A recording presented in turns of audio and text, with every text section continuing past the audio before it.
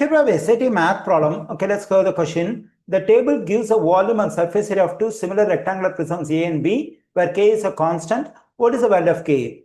Actually, K is the surface area of a rectangular prism B. Okay, to get the value of K, we have to find the surface area of rectangular prism B.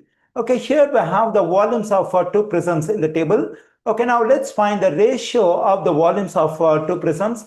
That is the volume of prism A divided by volume of prism B. Volume of prism A is 4,374 and volume of prism B is 1,500,282. Okay, now let's get the simplified form of this fraction using decimal. Okay, let me type this fraction 4,374 divided by 1,500,282. Okay, now let's get this one as a fraction. Then we get 1 over 343. Let me write over here. Okay, here I got the ratio of the volumes of two prisms. Since the two prisms are similar, we can get the ratio of the surface areas of two prisms from the ratio of the volumes of two prisms. Okay, now let me write the surface area of prism A divided by surface area of prism B. Okay, we know that volume is a measure in cubic unit. That is, we have the quantities over here in cubic units because this is the ratio of the volumes.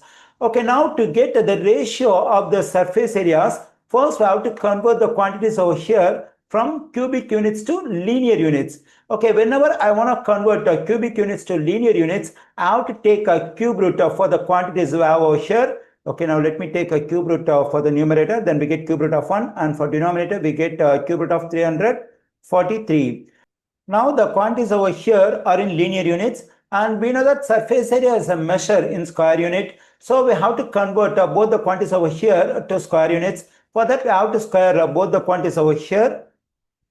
Okay, cube root of 1 is just 1, and the value of 1 square is just 1. Okay, now let's find the value of cube root of 343 in decimals. Okay, cube root of 343. Okay, that is equal to 7. That is, we have 7 square. 1 over 7 square, the value of 7 square is 49. Okay, here I got the ratio of the surface areas of two prisms.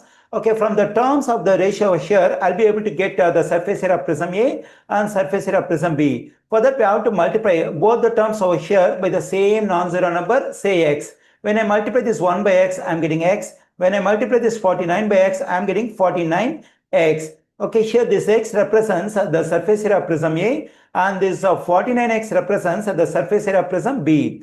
Already we have the surface area of prism A, that is 1782. So here we say that x is the surface area of prism A. So both x and 1782 represent the same stuff, that is surface area of prism A. We can equate them. Then we get to x equals to 1782.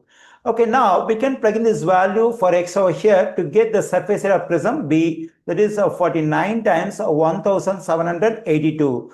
Okay, now let me evaluate the value of this one using decimals. It is 49 times 1782.